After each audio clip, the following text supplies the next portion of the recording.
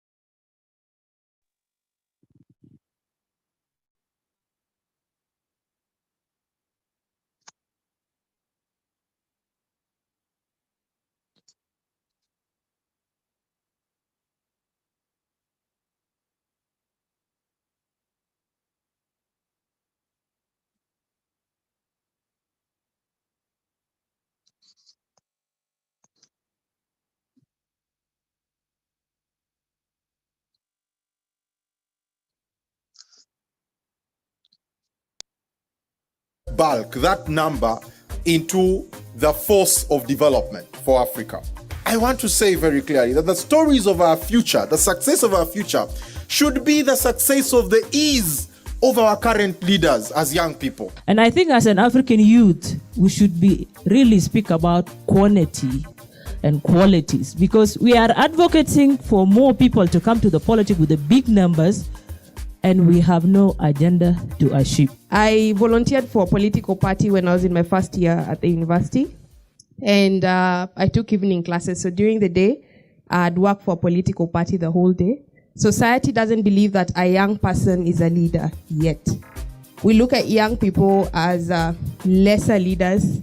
Even when they hold positions, we feel that their mistakes cannot be made publicly and they need to be whipped. I am one of those people who believe that the current political formations in Kenya do not represent the aspirations of the Kenyan people. And I'm vying as an independent candidate for the Senate seat in Vihiga County. And I believe the Kenyan voter is also looking for a middle ground. I am running for office to offer the alternative that we've always pointed out from the other side in the same leadership. Because if we don't do this, we will continue complaining and offering no solution. And as young people, we are reminded to add value. The more the politics of East Africa and of Africa takes a youthful face in the output, the more it is important for us to ensure that there's an accountability mechanism for being a young leader. And if you see South Sudan peace in implementing now, the youth have played a big role to convene their constituency, where the population of the constituency, 70% of our population in South Sudan are youth. Our commitment is that we will follow this to the dot. And we believe that there is nothing for the youth without the youth. So let's push this agenda together, especially the integration of East Africa. As East African integration widens and deepens, there's a growing need to bring you young people together so that you speak with the present and the future leaders. I encourage you to make use of the knowledge obtained in this forum to advocate for the space in shaping development agenda in your respective countries and at the regional level. I also encourage you to work on what you discuss in this forum and put them to action. The Youth Lead Summit was a complete package. Politics, we talked about business, we talked about gender, we talked about the critical role of young people, not only in Africa, but actually marketing ourselves to the global market. So that's really key. And also our critical role as young people in building peace. Tusonga mbele mama Afrika, Afrika, Tusonga mbele mama Afrika, Afrika,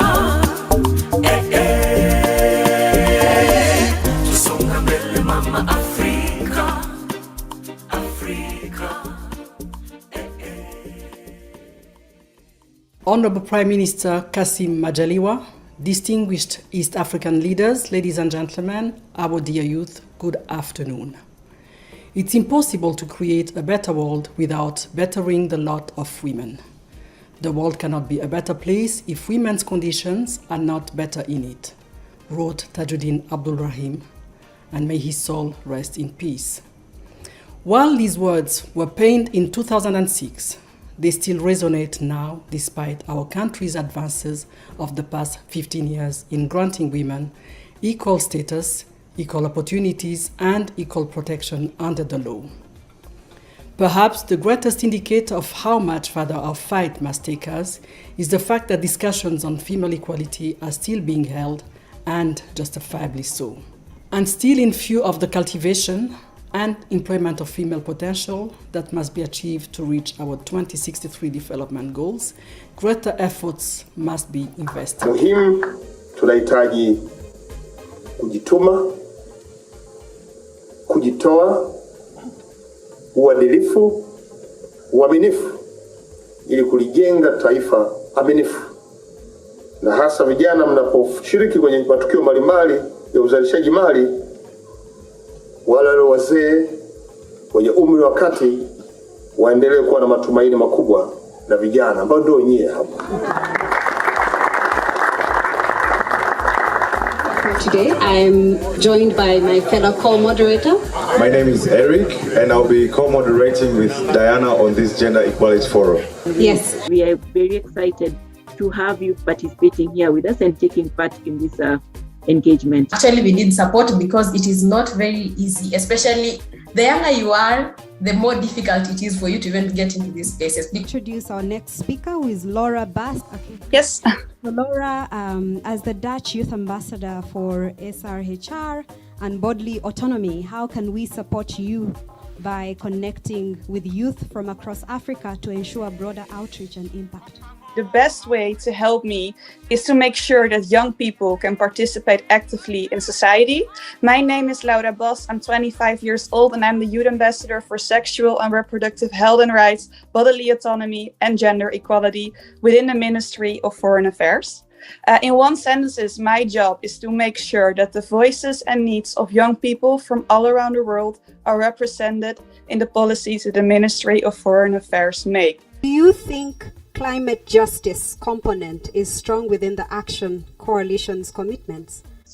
When we talk about, for example, why Africa is going to be hit the hardest by the crisis, we must acknowledge why that is.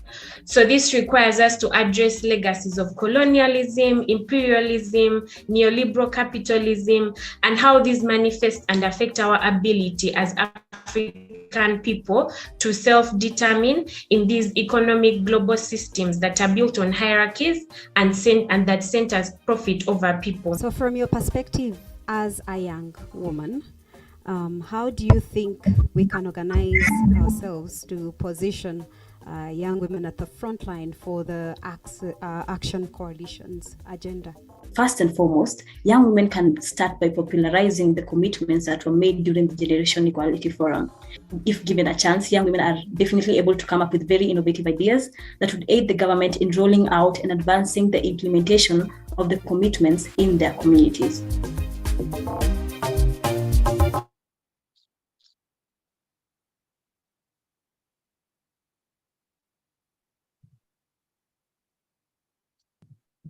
Okay, hello everyone. Good evening, good afternoon, depending on what time zone you're in, and welcome to ULEAD Unplugged.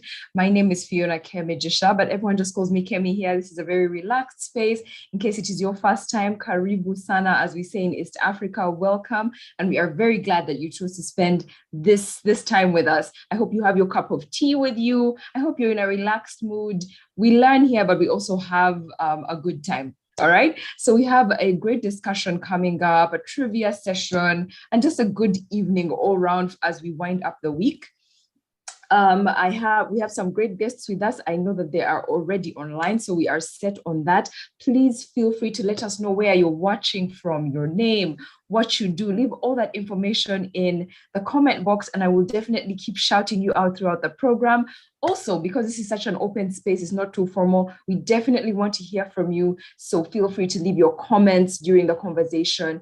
You can put up your hand towards the end. There'll be a segment for you to be able to speak directly to our guests, or maybe you just want to make some comments, observations.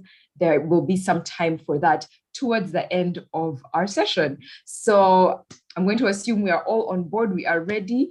And I definitely want to see you guys in the comment section, letting us know who you are. I'll also ask my colleague to leave all our links in the description, in the comment box. I saw a question about the summit already in my DMs here, but all information on ULEAD is on our socials. That particular bit of information hasn't come out yet. We are still hard at work in the background. When we start talking about the summit, you will know, because it will be absolutely everywhere on every single platform that we have. So moving right into today's conversation, I'm going to start off by introducing our guests. Just in case you came in, maybe someone just sent you the link and you don't know what we're talking about today. Today we're having a discussion on gender-based violence and its impact on mental health.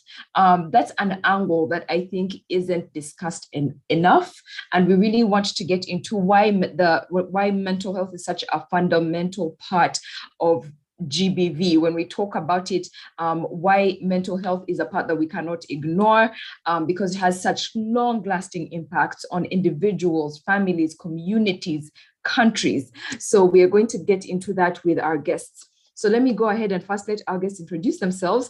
Let me start with you, Maxwell. Karibu Sana. Just start us off by letting us know who you are, what you do, and then you can wind up by telling us, as we always do here, tell us your favorite song at the moment. And if you want, you can sing for us. We won't refuse. Your favorite song and your favorite food. Go ahead, Maxwell. Yes, thank you, Fiona. My name is Maxwell Onyango Ongiti. For now, I am the Director for Community Aid Initiative and also the Project Coordinator for Free Kenya Foundation, and I'm also a soldier. I work for the British Army unit, but I'm now based in Kenya. I have a background in public health. I've done my bachelor's, my diploma in public health from the National University of Humanitarian Training in Netherlands. My bachelor's in public health from Maseno University in Kenya. I have done also my master's in public health from University of Tasmania, Australia. I've also done another master's in project management from the University of International Applied Sciences. And now I'm also doing my PhD along other, I think 72 certificates. So I have a very broad experience in working in public health programs, especially mental health. My favorite song is Jah Will Never Leave Me Alone. It is. I don't know the artist very well, but it's a very good song. My favorite food is paniani. It is an Indian cuisine. So yeah, that's all about me, and I'm a very serious guy. Very serious. Okay. Oh, no, clearly you were Yes. serious. Have you guys had those 72 certificates, my friend? Yeah, you are very serious indeed. All right, thank you so much for sharing that very impressive profile. We love to see young people doing so much. It's very, very encouraging. And I think that's definitely the direction that we want all of us to go into, do absolutely the most in our different fields. Let me welcome our second guest, Judy, to also introduce herself. Tell us a little bit about what she does, who she is, and her favorite song and her favorite food. Judy, karibu. Thank you so much, Kemi. Good evening and good afternoon to everyone. My name is Judy Lumumba.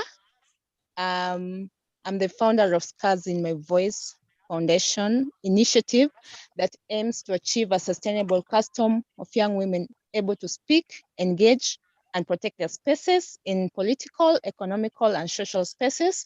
I have a background in journalism and mass communication, and I love telling stories through pictures and telling people stories and changing people's lives.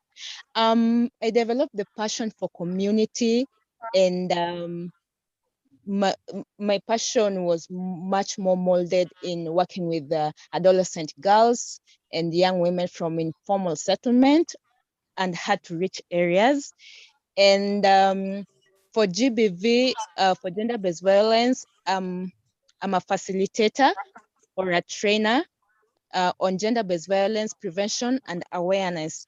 And I'm so glad to be here, and I'm looking forward. I'm also part of few leadership program, and currently I'm taking phase 2 of Heinrich Böll Foundation program for feminist advocacy in Africa. I am so glad to be here, and I'm looking forward for an interactive session.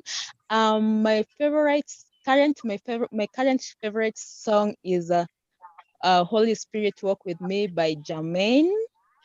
And my favorite food is veggies. Oh, I love veggies. Yeah. Okay, all right. Thank you, Judy. That was unexpected. That veggies. You're making us feel like we are not healthy. But thank you so much for sharing that. I'm going to ask us to take like 30 seconds to share the link with a friend. Invite a friend. This is such an important conversation and also just a great space for young people to come together. So if you have your friend there on WhatsApp who you have forgotten to text and ask them to join us, definitely go ahead and let them know to join us. This is an open space. We love people here. We love to have young people join us. So invite a friend. All right. So we're going to just get into this conversation. And I thought I'd just start with some brief explanation of what these things are. We never want to assume that, because we hear GBV all the time, or we hear mental health all the time, that it's a given that everybody knows what that means. So according to the World Health Organization, mental health is a state of well-being in which an individual realizes his or her own abilities, can cope with the normal stresses of life, can work productively, and is able to make a contribution to his or her community. Gender-based violence refers to harmful acts directed at an individual based on their gender. It is rooted in gender inequality, the abuse of power, and harmful norms. So we're just going to get into the conversation now, because I know you guys have invited your friends, okay? So I'm going to, maybe let me start with you, Maxwell.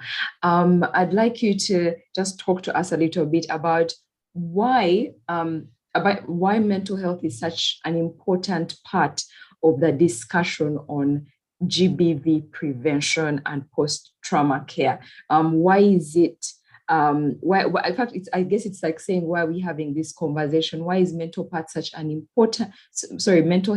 important part of the conversation on gender-based violence?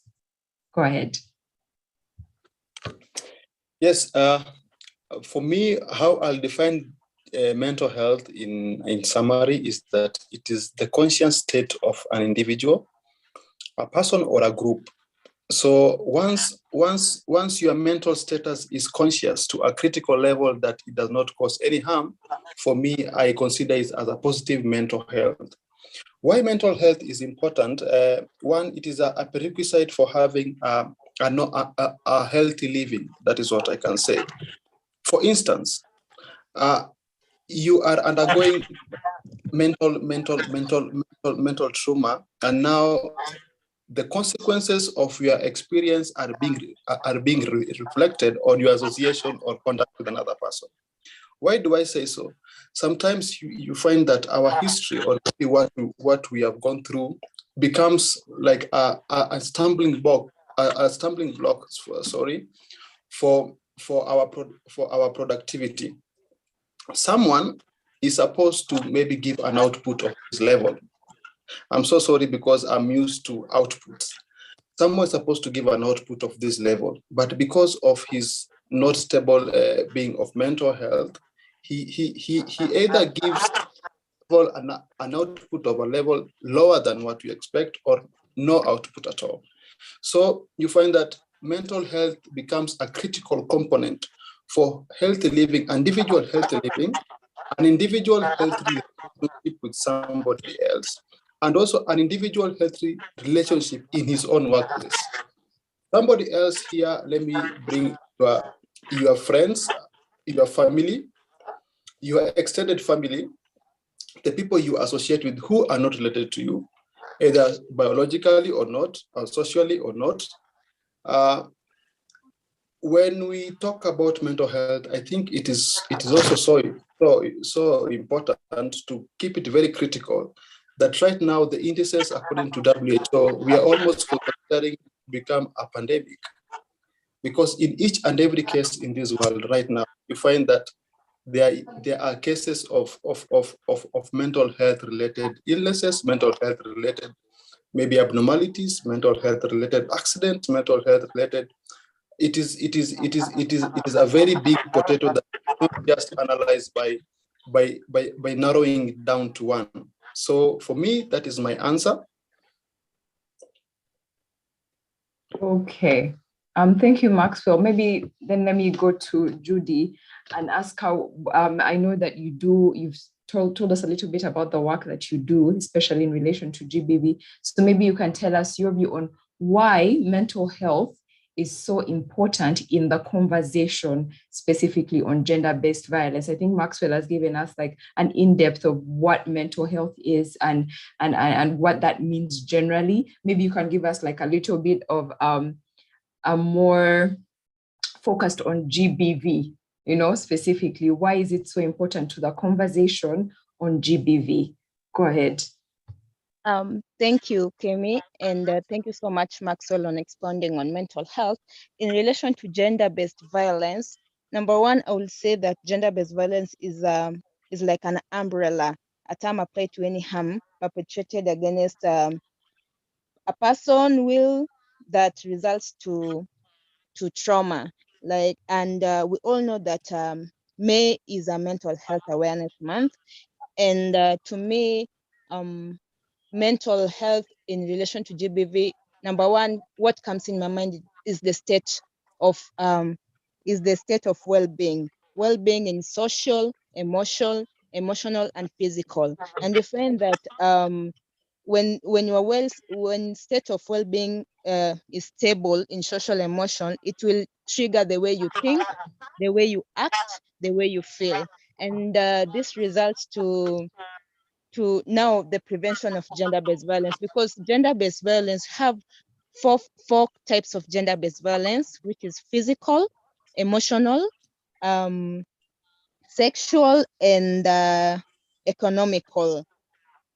And you'll find that when your mental health is not stable, you will want to express it in such a way whereby it will, and then it will result to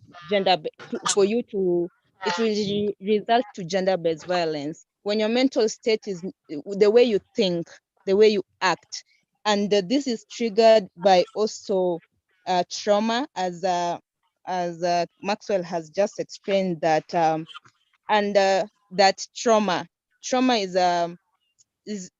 like a wound, is something that you've been having, and maybe when you are having when you had a trauma of sexually being abused, you'll find that if you've not healed, you will definitely try to pass it to another person. If your emotional was not healed, like you have emotional trauma, you'll find that you'll cause emotional violence to someone else. And maybe if you experience physical, you grew up in a very abusive kind of a family, or you experience physical violence. When you grow up, you might think that is the way to solve situation, and you'll find it at the back of your mind, that is what you've stated, like you can't change it until somebody work with you. And you find most of gender-based violence victims, their mental health is not stable. It's really affected, and it's really triggered time to time, and that's where trauma comes in, whereby it now results to how will I say it? The anxiety, the stress. You want to release it in a wrong way, and when you want to release it in a wrong way, and sometimes when you talk to gender-based violence victims, some are even doing it unknowingly. You find that somebody might tell you a word, and it's said that in one out of three, one person is going through one kind of gender-based violence. And this might be emotional. Somebody might tell you something, you don't feel it now, but when you go and lock yourself into the room and actually it hits you, that's emotional violence.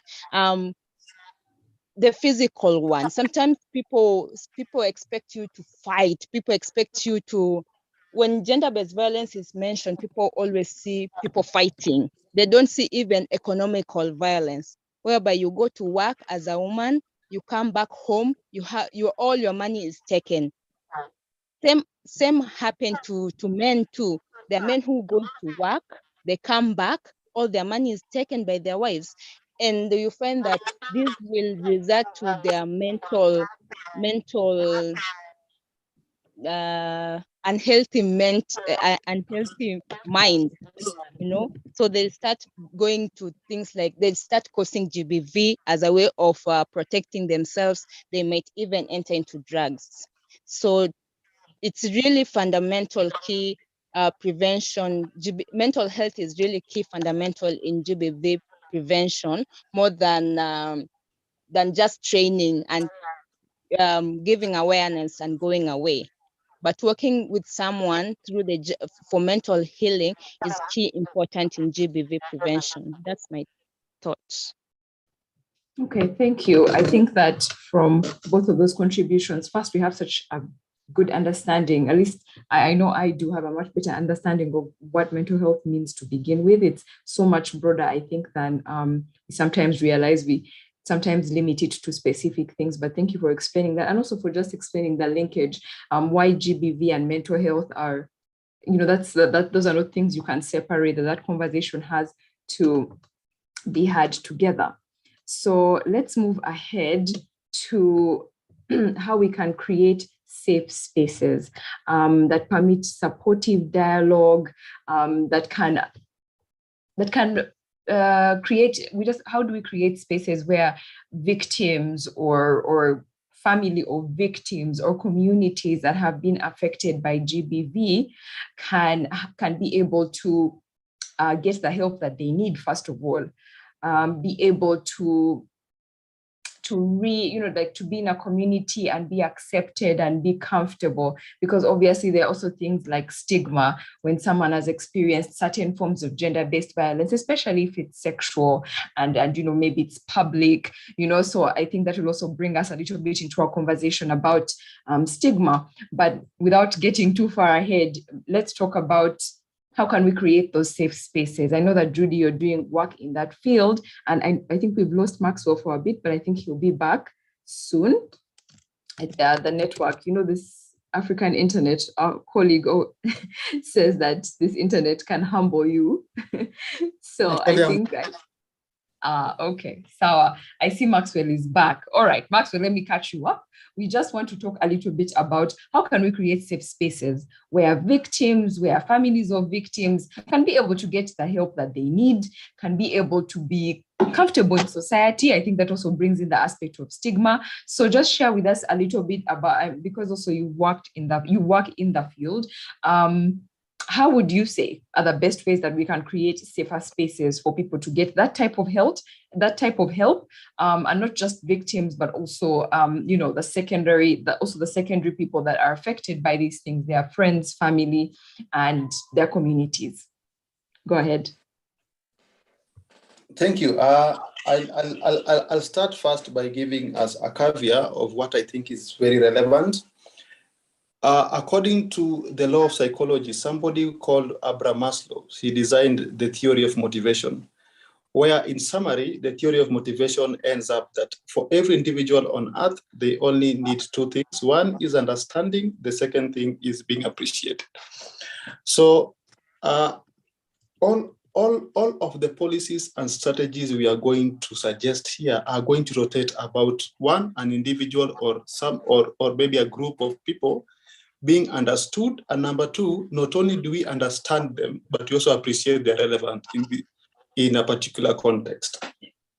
So I'll also like to put a disclaimer that I'm not speaking by any authority of psychology, and neither am I a scholar of psychology. I'm just but a good student who, by preparation of this talk, I went ahead to understand why do people behave differently, and why and what informs the character and behavior of people in a certain context. Sorry.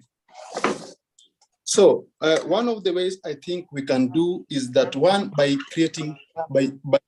understanding people's dynamics. You need to understand where somebody has come from, what maybe culture and even they themselves speaks about themselves. And number two, once we have understood their history, that this is who they are and this is what they mean, and maybe this is where they're coming from. Now we need to design policies adaptable to those people in that particular context.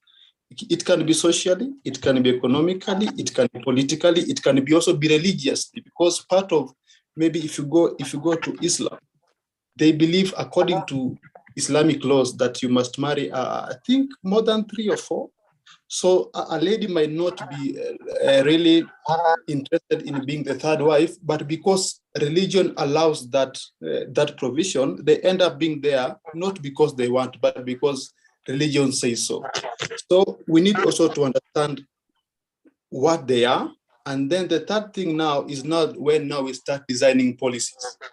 So when these policies comes, we already have like a butter of what we need to base our discussion on, which can be, number one, a policy, for example, like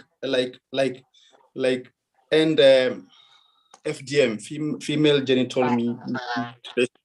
So that is a policy that never just came because of now it was necessary. It was because first the government understood that tribe. Secondly, the government made a research, or maybe scientists made a research that engaging in FGM causes this to women and reduces their sexual prowess. And then the third thing, what is now the overall psychological effect from the day you were prepared for that act up to the day you die? So that whole process is now what informs us coming up with a law. So I think number one is policy. Number two is also understanding that within this policy, there are laws and freedoms that must be obeyed within the policy. For instance, if you find somebody, maybe some people believe, I think there's a tribe within the Ethiopians that for you to marry a beautiful woman, you have to fight with canes, and you have to win it by tooth or by death. So it will be so stupid and arrogant for me to go and start teaching them about GBV. But that is a prerequisite for them to attain a certain level of maturity depending on their culture. So when I'll be coming to design a policy based on that, I'll be just coming not to eradicate the whole activity. I'll just be coming to eradicate the harmful aspects of that culture based on that activity. So I think that is important. The third one is giving people space to articulate themselves. What do they say about something? What significance is what they say about that? And the overall objective, does it bring peace and cohesion? So, in as much as we want to end GBV by the highest percentage possible, it is also important to also go further and research what people say about the specific provisions that give birth to GBV. For example, I can say within us, I am a Luo. Part of what we believe is that our grandfathers used to say that love is added by beatings. Theoretically, it sounds correct, but logically, it is out of. So why were they saying so? It is because there was a particular time in history where Luo women became extremely arrogant to their husbands, and the local chiefs and who were present by then gave authority for men to beat their wives. So you see, it was a decision, a directive based on a circumstance. Okay. So before now I go to give you space, what do I have in my background about the act? I cannot just come to impose something that at least was there, and what is the reason why it is there. So when you are coming to give them a space, to give women a space, maybe say this is wrong, at least you know the plethora of what informed that decision. So I think also before giving space, which is important, we need also to understand history. And the last thing about it is that all this that we have done, they need to end up by satisfying the need of understanding and the need of appreciation.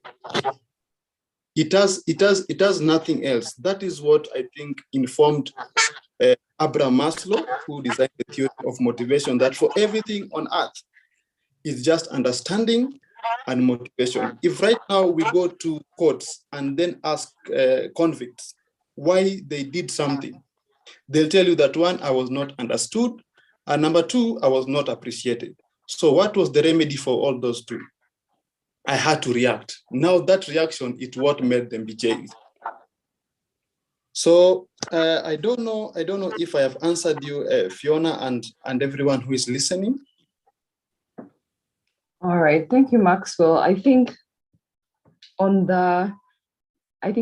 as far as context goes, I think that most of us can agree that definitely context matters when we are trying to create safe spaces for people of different backgrounds, different communities.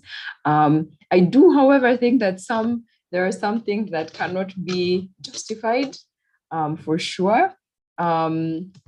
Even in the context of culture, there are certain things that, like you said, that are proven to be harmful, like FGM, where the argument was culture and history.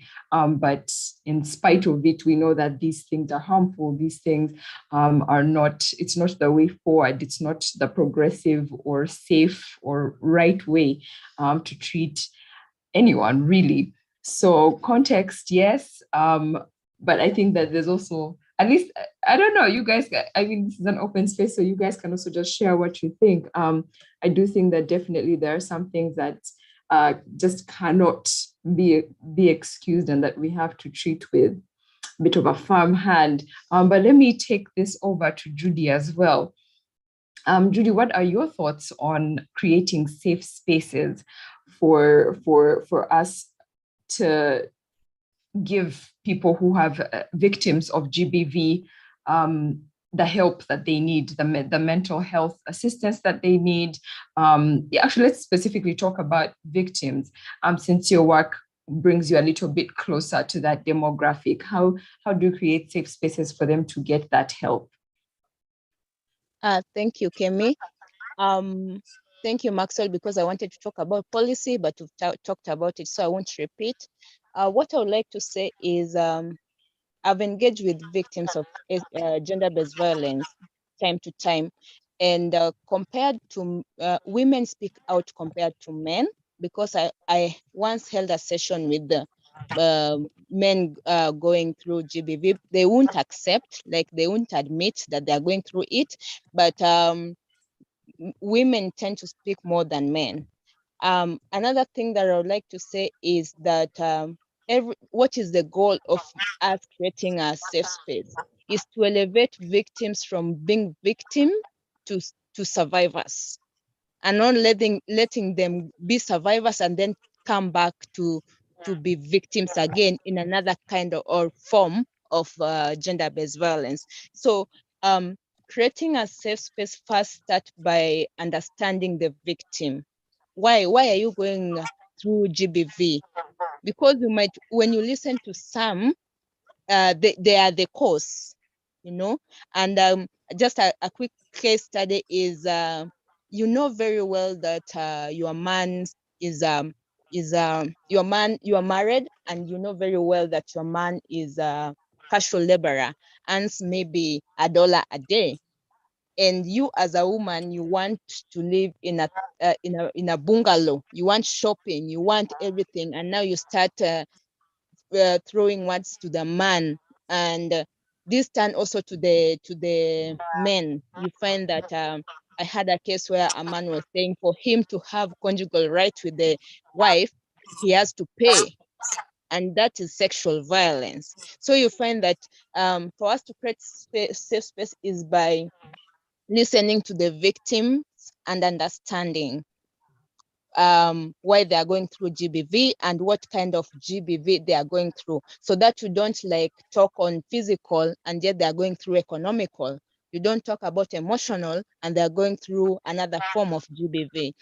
Another thing about creating safe space to this is this goes to everyone who is having programs, organizations. You find that most organizations, their aim is to just call for a training. They find victims, they are trained, it's gone, they write the report and send it back to the donor and they get the grant. And to me, it's much more than that. When you are gathering victims, they're coming here for help. They want somebody to listen to. They want a solution. So if you identify a victim going through, how do you help them? Do you identify a safe house? You know, after the training, are you going to take them to a safe house if there need be? Are you going to economic empower them if need be, if that's what they want? Because it's more than training. It's more than sitting people in a meeting for 2 days, and at the end of the day, they're going back to the same environment. They're going back to the same perpetrators. They're going back to the same situation that so there is no change. You will not make change. And I'm currently reading. I read an article whereby in our country, Kenya, in Homa Bay, there's an abandoned safe house. So you ask your question: where do GBV victims run to if government cannot fund such safe spaces? Because safe spaces these people need to be away from the environment, and when they're away from the environment of the perpetrators of GBV, they need to be engaged, because it's always said that an idle mind what thinks it's really different. So when they come to this safe house, it's more than them coming, sleeping there 3 days and telling them, now you can go home. When they come to this safe house, what programs do we have in mind? How do we engage them? If they are children, if they are underage, are they going back to be engaged in school? Are they going to be engaged in creativity engagement? Talking about also creating safe space is the protocols of reporting GBV. It varies from country to country, but before we should create awareness on how we should create awareness and prevention of GBV and the protocols of reporting. You know, people still don't have a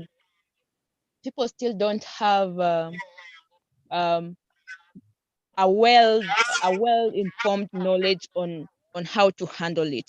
Some people will bring cultures in, just like Maxwell has said. Some people will say that, let's go to the pastor, and you find let's go to our church, our mosque, our wherever.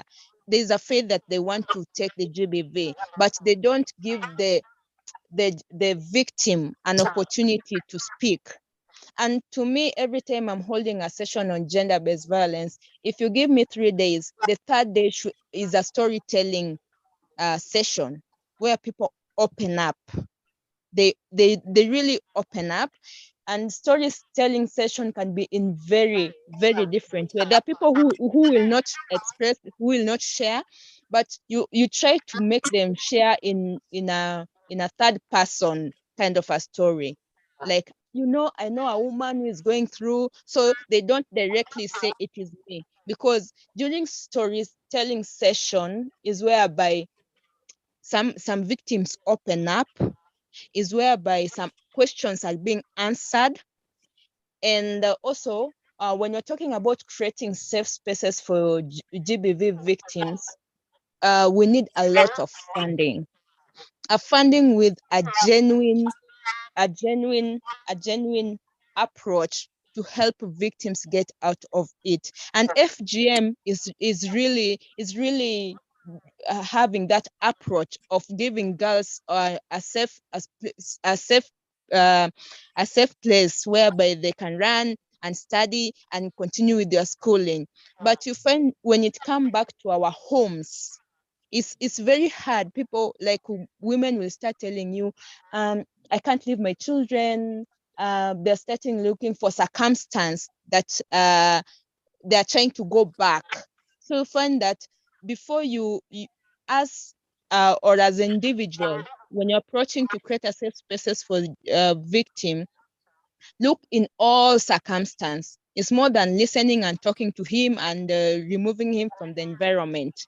And what question you should ask yourself? A lot of questions. You should dig deeper, because also you might help a GBV. You might think you are helping a victim, but you fall victim at the same time. And this happens whereby I'm trying to protect or to create a safe space for physical abused victim, and then I end up being abused. You know, I try to help an emotional GBV victim. I end up crying. I end up you know, being the victim myself. So it's all start by individual, like Maxwell has said. You first understand yourself for you to be able to help the victim. Thank you. All right, thank you so much, Judy. You touched so many important areas, but I also don't want to forget the couple of people in the comment sections who are sharing. First of all, thank you all of you for attending. I see Uganda, Zanzibar, Kenya. Welcome, each and every one of you. We are glad to have you. All right, I see something from Anderson. He says, well put, community learning exchange labs are key in formulating sustainable preventive and responsive interventions to curb GBV and its adverse effects on mental health. Survivor responsive strategies should be maximized. Still from Anderson, I think ongoing psychological support to survivors of GBV is quite critical as well. I have observed that after a certain period of time, psychological services to survivors stall, which re-escalates the trauma. So for most girls who have been defiled, justice for them is arresting the perpetrator, but there is more to that. Community integration is key, and that is linked to continued follow-up and psychological support. Definitely have to agree. That's why we're having this conversation, to say that, you know, past even repercussions for perpetrators, how do we help survivors? How do we help them come back into the community, have healthy and thriving lives? So I see your hand up, Sami, and I will give you an opportunity to say something right after we do our quick, just hold on. We'll give you an opportunity to speak after our trivia session, which will just be about 5 to 10 minutes, just to break up the conversation a little bit. We usually have a quick trivia. I hope you have your thinking caps on and that you've been, you know, out there reading and being informed. So as we usually do, if you have the answer, feel free to put up your hand or even type it in the comment section if you prefer. So this is just a little bit of general trivia. If you're new, we do this every single week, just to, you know, keep the space a little bit relaxed. So I'm going to just go ahead to the first question, which is, this is a riddle. What is always in front of you but cannot be seen? Or should I say, what is always ahead of you? That might be a little bit more of a hint. Evans has the answer. Correct, Evans. It is the future. It is ahead of you, but you can't always see it. Not really, anyway. All right, question 2 is, which of these animals is not found in Africa? Is it A, cheetahs, B, tigers, C, lions? Which of these animals is not found in Africa? This is actually a really easy one. Think about it. All right. I see the answers already in the comment section. Are you guys shy? How come no one is putting up their hand and talking? It is tigers, actually. Tigers are generally in Asia. So no, we do not have tigers over here. I think for those of us who said cheetah, we have learned something. Don't worry. I also learned it with you today. All right, so this one is for my geography people. Somalia, with the Horn of Africa, has the longest coastline at 3,035 kilometers. Which country has the shortest coastline? Is it A, Benin, B, DRC, C, Togo, or D, the Gambia? Who knows this one? Which African country has the shortest coastline? Anyone? Any takers? I see someone said Benin. That one's wrong, but thank you for trying. All right, I see Modupe has given us the correct answer.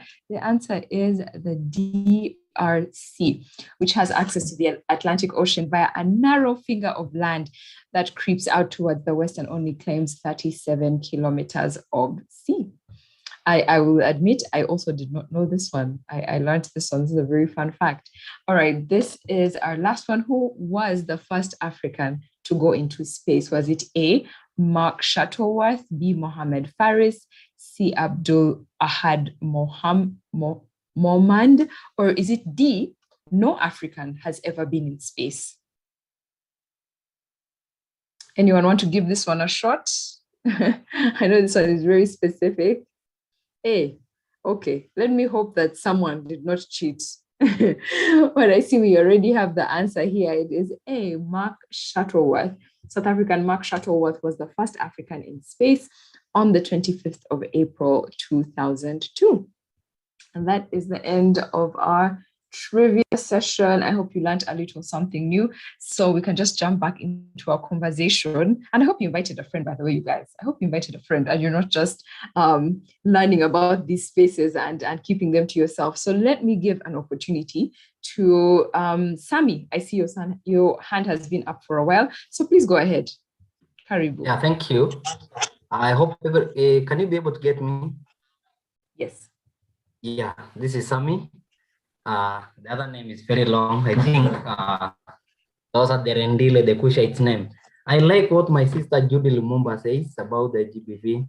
I'm a founder of a CBO operating in Marsabit, that is northern Kenya, bordering Ethiopia. And when we are talking about GBV, there are so many things that come into our mind. Like today, I've learned something new. I only know about the sexual harassment, but today I've learned that there is also economical part of it. And what I can actually say, when I see a group of young people bringing their minds together, speaking about GBV, trying to find ways of how we can solve these issues related to GBV, I can see Africa and Kenya at large and all other people within us and all over the world, we can be able to eradicate this. My brother Max was also talking about FGM. FGM has been a bigger problem, especially in my community. And those are some of the thematic areas where I'm tackling. In my CBO, I tackle about the GBV. I tackle cases related to FGM, boy child empowerment. And when we get a liberal-minded youths like the one who are in this forum, then we can be able to do these activities generally on GBV, because most of the NGOs coming to the local areas, they either go to women and train them, empower women alone. Now, forgetting that men are also there to encourage this GBV to happen. So my brothers and sisters who are here, who are maybe running an NGO, who are working in an NGO, who are trying to stop the GBV, the issue of gender-based violence, the issue of FGM, when we go to empower people, especially the local people down there in the communities, let us always bring them together. Let us always empower one branch interconnected with the other. If we're empowering men, we also need to include women, so that when we are training the other part of the group, we can empower women alone, and then men are the one who are bringing these issues of GBV to be high. Cases of GBV are becoming high, being caused by men. So I would just like to encourage all of us who are here in this forum today, if we think of doing an empowerment on GBV, an empowerment on FGM, an empowerment on any other perspective activity we have around that can be able to elevate our communities, let us always include all the genders. And that's the only time we can be able to fight these gender biases, especially in my community, whereby men are seen to be superior than women. The war I'm fighting in my own way is that how can I include men in issues related to especially the menstruation, because most of the time I include boys. When I go to a school, I train both of them, both male and female together, about the menstruation. So the kind of challenges I'm facing in the community is that how can you bring a man and train them about menstruation? So there are some things that need us to be so keen on. Let us not just consider one part, as we all do. Thank you.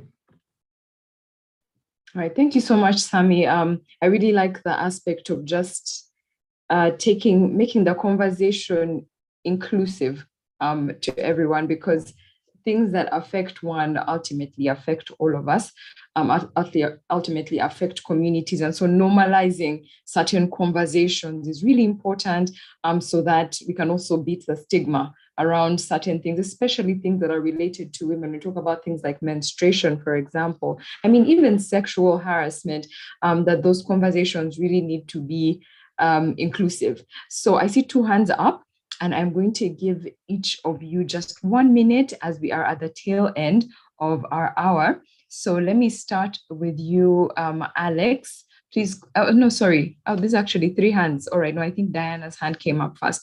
All right, Diana, please go ahead. I'm going to time you here so that I try and not keep it going too long. So please go ahead, 1 minute. Diana? Diana Jarumi? Okay, I am going to go ahead. Yeah. All right, go ahead, Diana, 1 minute.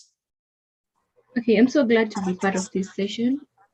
And what I think is mental health and GBV are very related, because I think this GBV thing is something that starts with somebody who is broken from inside. So it's like somebody who has mental health issues coming in another health person's life and hurting them, and the end product of GBV is also mental instability. And I think we should have more rehabs and therapists really talking to people about their mental health, because it's not until you're healthy enough that you'll be able to handle other people's issues. Because, for example, if you're offended at your workplace, you'll come home and try to take all the disappointment on the people that you find home, may it be children or your wife or your husband, you can now. So I think it starts with mental instability and it ends with it. Thank you.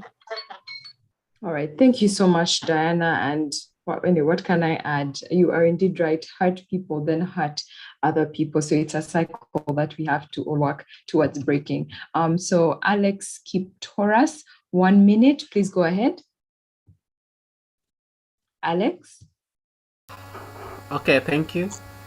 I'm so much delighted to be part of this conversation, that actually GBV is a daily something that is experienced in different communities. And as we understand that different communities have different culture and even community structure and so on. So which means that in different communities, they experience a different kind of GBV. But I want to focus so much on how do we focus or consistently addressing the issues of GBV. Of course, like I come from the community where the more of agricultural, the less learned people and young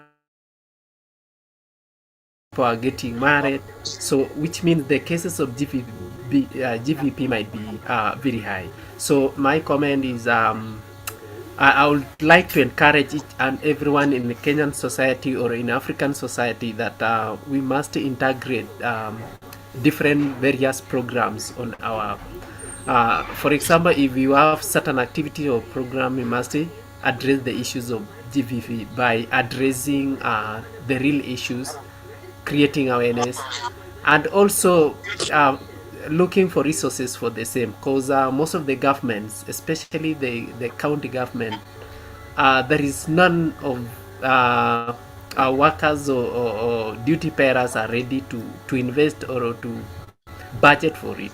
So as young people, as people who we have good vision for our communities, we must look into the ways we can enhance the issues or address the GBV in our communities. Thank you so much. Okay, thank you so much, Alex. Let me go ahead to Modupe. 1 minute. Okay, good morning. Thank you so much for the opportunity. Let me quickly say what I want to say. I come from Nigeria, and of recent there has been high level of GBV going on. And then I think it's been affected by the culture, the culture that people are used to, that they don't want to do away with. So it causes a lot of stigma and people are so silent about it. And it's from the silence that we have the trauma. People don't really understand. And talking about therapy, a lot of people don't want to go for therapy because of the stigma. At times they feel, oh, mental health, I am crazy, I am mad. Why? It doesn't have anything to do with that. Maybe to a certain level, yes, your mental health has to be taken care of, but it doesn't mean that you are a mad person. So we still need a lot, they still need in our communities, we need a lot of talking. Explaining to people that no, you are not mad, but you need therapy to get out of it. You need to heal. If you don't heal, there is no way you can help others. So that's just my own contribution, because since I was just given 1 minute, thank you so much for the opportunity. Thank you. Thank you so much, and also for just bringing up that issue of stigma. As Africans, generally, we are still struggling. Working towards, but still struggling with the ideas of, therapy being a normal thing and not just something we associate with, I don't know, maybe losing your mind or something. And just like that, how healthy it is to have that as part of your life when you need it, and how that ties into not just GBV, but even general mental health and being productive and a productive part of your community, should I say. All right, Joshua Emmanuel, please go ahead, 1 minute. Hello, thank you very much. Thank you very much for the opportunity. So I just want to comment on, I think it was the second speaker, the lady. She said that women talk, they talk like loudly, or like they speak up more. I think personally, it is a result of empowerment. Women are more empowered when it comes to gender-based violence. They're more empowered than men. I personally have experience where I've dated girls who think that it is a man's responsibility to cater for them. So when you're in a relationship, they think they cannot contribute anything. For them, their duty is, I don't know, maybe to have maybe sexual activities or what.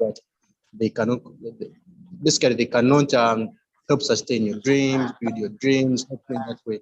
So now when they see that you cannot fulfill their dreams, they find somebody else. And when they find somebody else who has the lavish lifestyle they want, they end up falling into the wrong hands. And then that is where we are seeing there is a lot of pregnant girls that they just dropped out of school, they were at campus and so forth.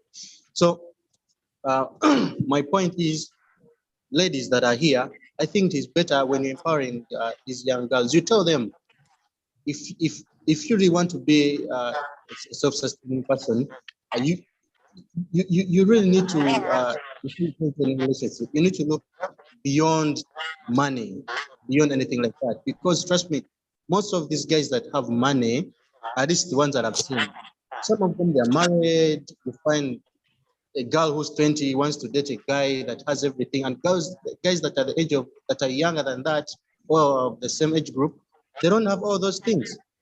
So, and as a result, they end up into forced relationships, hence the rise of gender violence. So I hope I'm clear. I'm rushing because I'm given little time. So, but thank you. All right, let me go ahead to Eric Ramsey. Please go ahead. Thank you very much for this opportunity. I hope you hear me. Your voice is a bit low. If you kindly speak up. Now, at least? Yes, it's a bit better now. Okay. I will talk maybe on one specific area. We do forget about the behavior. You can't exclude behavior and GBV. People have been in the family, have been using the language even to the children that are not appropriated. And these children, when they grow up, they see like abusing someone is something that's normal. So they started to be affected from the children age. So when people more focus on the how, when the old people have been growing, or they already have a mind that they can think, but what about these children that they see the normal abusing another person, or taking another an appropriate action to another person? Maybe it's normal things. How do we teach our children to take a responsibility when maybe they wrong someone? Or how do we teach the children that if you do this to another person, it's going to be maybe something bad or it's going to affect them. I think this is a more area we can practice daily in our families, and it is impossible. We don't need budget for this. We don't need anything for this. We can start from our family to educate our children, to educate our neighborhoods, how this gender BV can be practiced through the grassroots level. We can, after there, we can see the impact when maybe we are already grown up there. I think this area most people have been forgetting. All right, thank you so much, Eric. That was a really great contribution.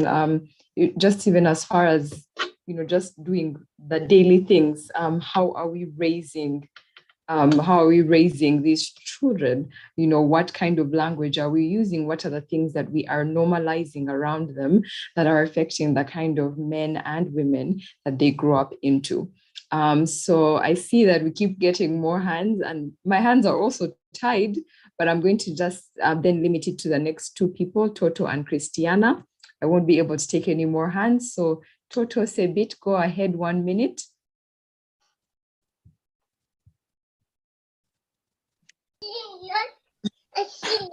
Good evening, all of you. I'm so glad to be on this forum of you lead, and I'm so happy to be in this discussion. I just want to do some small contribution basing on the country where I come from. I come from. Good day, all.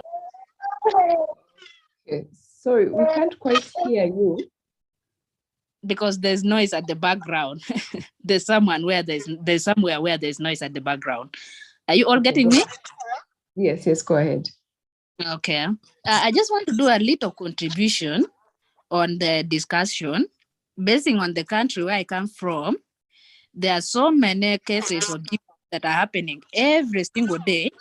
But I think the first thing we need to do to ourselves as the members of that are fighting for this GBV, I think we need to educate ourselves on violence against women mostly.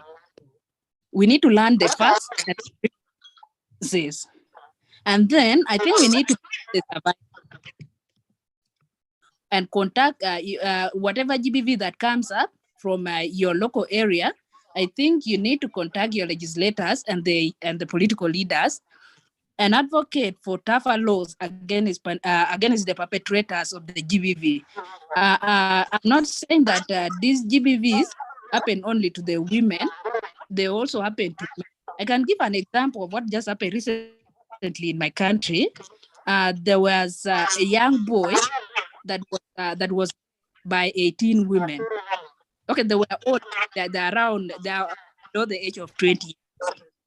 So I'm not saying that GBV is not being done also to the men, but I think we need to start with ourselves by teaching these young kids, both the ladies and the boys, about sex. So I think this is how we can cope. This is how we can cope with these GBV cases.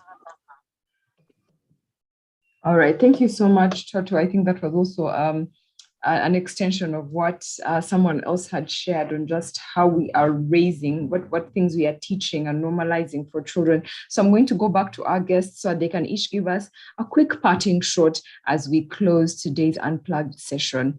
Perhaps, Judy, we could start with you. Oh, okay.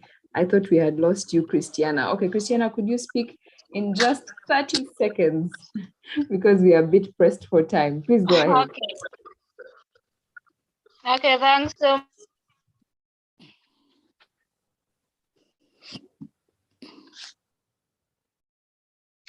much for this opportunity. I want to say good day all.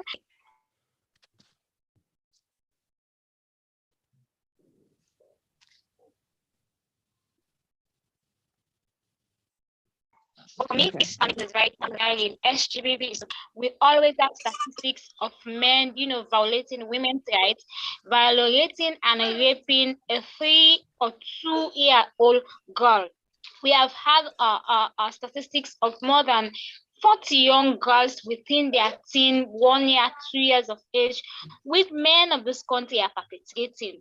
We have a government in our country who pay premium to end SGBV, but the more we have laws to, punish these perpetrators, the more the issue of rape is going on all every now and then. So I want to say you should extend your projects or extend your hand in a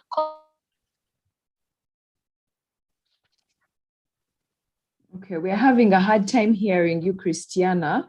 It keeps because we breaking. really need help. Okay, we're having a bit of a hard time hearing you. The connection keeps breaking. So our sincere apologies. Perhaps you could also type it and maybe I could read it. I don't know, our connection seems to be unstable. So again, apologies for that. So let me just go back to our guests so they can give us some parting shots in these last couple of minutes. Let me start with you, Judy, and then we'll close with you, Maxwell. Go ahead, Judy. Okay, thank you. My parting shot is gender-based violence is not only a women issue, but a both gender issue. And to everyone in this platform, if only you can help a victim become a permanent survivor. You have eradicated GBV with even the tiniest percentage, but the victim becomes a permanent survivor in his or her lifetime. Thank you. Thank you so much, Judy. Over to you, Maxwell. Yes, thank you very much, Fiona. To some extension, also Judy, as for being a panelist. What I think we are missing from the beginning of this is, one, to define gender, to define gender-based violence and gender-based issues. What I understand about gender is gender are social components associated with a specific sex. Gender-based issues are issues based on that sex.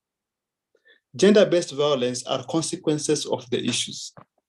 I don't know if you are getting now where all of them connect. So whatever we are all discussing here, we are only discussing gender-based violence, which is a consequence of gender-based issues, which is an attribute, a negative attribute or a positive attribute based on a specific gender. So what I think is so important for us now as we wind up on this is, one, is to understand what actually does it entail to something to be classified as a gender-based violence. That is number one. And number two, what are the standing policies and laws to curb, one, the spread, two, the promotion, and number three, the consequence. Because sometimes we might have everything right, but as a missing link in one of the three steps causes everything to collapse. So for instance, we tend to confuse issues with consequences. Respectfully speaking, Walusimbi, if I'm not wrong, I'm so sorry for your heartbreak. I don't know what happened, but that is an example of a gender-based violence. You are only feeling bitter because of a consequence of an issue. And I assure you, the way I started and the way I was explaining, that everyone on earth has only two objectives, as long as association is concerned. One is the need to be understood, and number two is the need to be appreciated. If anything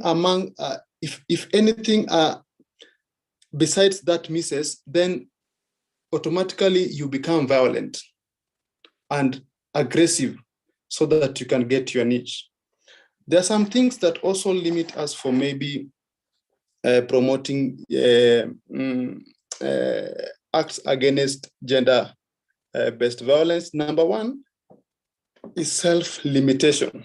Some of us are still living in the myopia that this is where we belong. Some women are still living in the myopia that they are just viewed as tools of giving birth and house help and wives. That is where they are, and that is where they are stuck.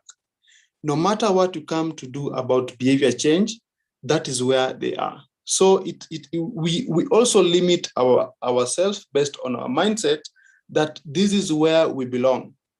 So it is very difficult for even us now to start curbing consequences that arise from you accepting that position in the society. Number two is that we end up compromising even processes that actually require the law to be implemented. For example, sleeping. I understand sleeping with a woman without her consent automatically qualifies to rape. Your wife, as long as you sleep with your wife without her consent, it goes to rape automatically. But now, when that wife and the husband goes before the judge, the wife thinks about love, the husband thinks about the wife, both of them connect with the children. And the wife says, I love my husband so much, I cannot let him go.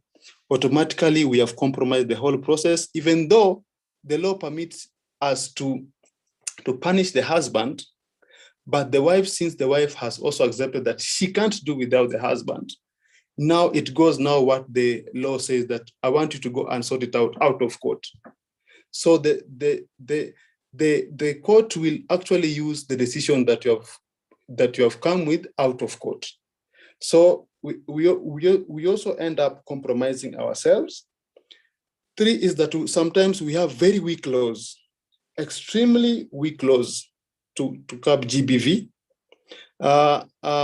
An example of such a law is mostly found in the Sharia laws among the Islams. So you find that I don't know if a woman is found fornicating or adultery and then they are stoned. I think some happen in Middle East, and the Sharia laws, actually it is captured. So these weak laws do not actually promote, do not actually take into consideration the importance of curbing GBV. And then number four is the prolonged justice system. Cases can take years in court. Cases can even sometimes, you find a woman crying in national television, in media, a woman crying openly that have not gotten justice. And it is true, she has not gotten justice, and legally correct that this process might take time. It might take time to her eternity, and immortality will swallow her, and she goes down very, very, very bitter. So that is what I think. Those are the four limitations that we are having as of now, and also it is equally foundational also to promote violence against men, because we tend to think gender-based violence only affects women. It also equally affects men, and most men are affected by this GBV so much. The only difference between maybe a man and a woman, which I can just put it in a nutshell, women tend to be so affectionate with what affects their emotions. Men tends to be so aggressive with what contradicts their strength. So a man can be sexually abused, but now when now he comes out to say I was sexually abused, then the other men will say, in fact, that was a blessing. You don't know how much we have wished for that opportunity. Now you see, him coming out will also bring something like stigma, that now people will portray him as weak. But a woman who wants anything about their emotion is touched, then automatically they become aggressive. So I think we should also emphasize on violence against men, behavior change. We should also look at the reasons for GBV rather than the consequences. Because if you find maybe a woman is raped, sometimes we tend to analyze, to focus so much on the consequences, but now we had an opportunity of behavior change, even though no crime can be justified, but you do not need to put yourself in a situation that promotes that act. So that is very important. For domestic violence, I think it happened a lot during COVID because of economic aggression. Somebody talked about economic gender-based violence. Sorry to cut you off, Maxwell. I'm going to request you to kindly summarize within the next 30 seconds Yes. as we are really pressed for time. Thank you. Somebody talked about economic GBV. I'd refer you to watch the movie Hidden Figures. It is for an American aeronautical scientist. She's a woman. That is what I can say for today. I think coming tomorrow or maybe any other day when having these discussions, we'll keep on discussing more. And once again, my name is Maxwell. I'm a Kenyan. Thank you so much to our guests. We really appreciate you taking the time to come and share with us. Judy Lumumba, Maxwell Onyango, we appreciate your time and we appreciate all of you who are in the audience. Please join us every Thursday as we have discussions and also take a time out. This is a space we like to call it edutainment. So join us in this edutainment space of ours every single Thursday. You Lead Africa. I'll ask my colleague to share our links again. If you'd like to join our different platforms, we would love to have you. We do have WhatsApp platforms, Telegram as well. So please join us and keep updated on what we are doing. And we'd love to keep updated on what you're doing as well. So thank you once again. And that's it from us this evening or afternoon, depending on where you are. And my name is Kemi. And that's it from us. Have a good one. Thank you, everyone. Have a good one. Tusonga mbele mama Afrika, Afrika, Tusonga mbele mama Afrika, Afrika, Kwa favor, Africa, Mulishani wonse, Bonjour, from country to country, yeah, we gotta work together. We are leaders now, aiming higher for the better. Together, to make our nations greater, we're sharing to empower. So you lead, I lead, we lead together. So you lead, I lead, we lead together. We will lead, we will lead. Let your dream be a reality. We will lead, we will lead. Let your dream be a reality. Yeah, listen, together we shape young men and women. With the pillars, with the future, here we are. Let's join together with ability to change communities, with love, with peace, to respond to our need, to call for unity. Africa, hear me cry, never leave me alone. As I see light in a brighter future, let's join hands for youth and women. Let's join hands for youth and women.